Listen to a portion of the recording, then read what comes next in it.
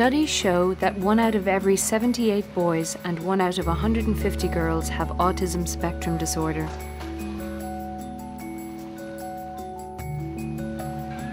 In America, the annual cost for adult autistic care totals over $90 billion, and in the next 10 years, the cost will be over $200 to $400 billion. Statistics show that the cost of lifelong care for autistic adults in America and Europe can, in fact, be drastically reduced by early diagnosis and intervention.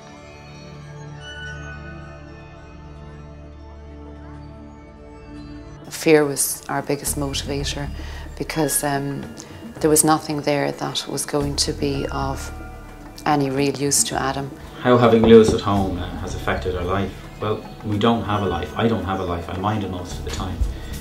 I mean, where do you start? Our lives changed completely. The last 3 years to develop this behaviour intervention programme and language programme for Adam, it actually became a way of life to us rather than it wasn't something we started at 4 o'clock and ended at 6.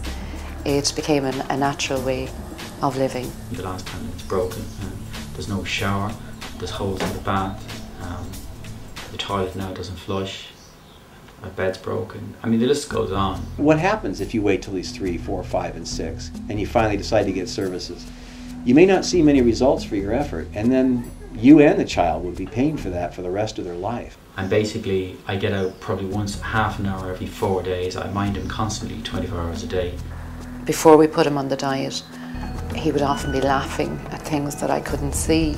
To an extent, I began to think one time was the house haunted. A psychiatric nurse from the school actually banged on the door and told me he was behaving like an animal and did he get his pill, because she wanted on respiratory schizophrenic medication. Their behavior is not woeful neglect of rules or wanton disregard for adult authority. If you have a child that's not speaking, the only thing they have is their behavior, their physical motion and their screaming. That's all they've got, so they use that. The training I received in applied behaviour analysis for working with kids with autism was almost negligible.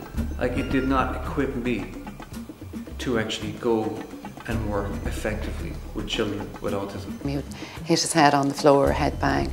He would bite his hand and he would line up all his toys in a line all around the house or put them in piles. Doesn't make eye contact hardly at all, or looks at you like he's looking right through you.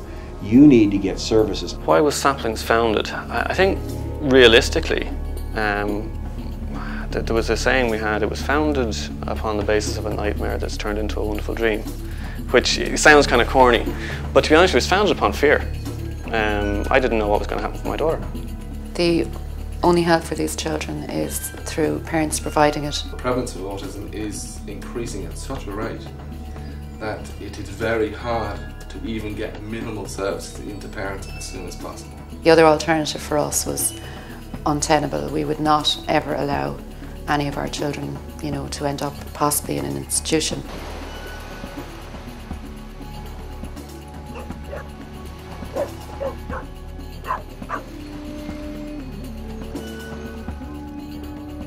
But there's a lot of people that believe that medically these children are sick. These children seem to have a higher build-up of toxic metals in their body. We noticed a huge change in Adam almost immediately. His sleep pattern improved, his eye contact also improved, and he seemed to be much more alert, and with it. These kids are in high alert. There's a lion constantly in the room for them. Yeah, I'm always wearing my hood or a hat. People don't really pay attention to you if you're wearing a hood, I guess, because it kind of hides you. He represents not just one little child, Lewis, but there are lots of Lewises, and there's still going to be lots of Lewises. The numbers of autistic people coming up to the age of 18 within the next 6-7 years is going to be massive. We're not talking about a cure, but we are talking about trying to help these children to live what we would call normal lives. No longer has self-injurious behaviours. When we started, he was non-verbal. Now his communication skills are excellent. He's just started national school, mainstream school, and he's making friends. My child, from being a child almost in a world of his own, is now actually part of the family. And that, for an autistic parent, is just wonderful. I really think the only way we're going to get to solving the massive problem of autism in Ireland is if when society as a whole takes responsibility.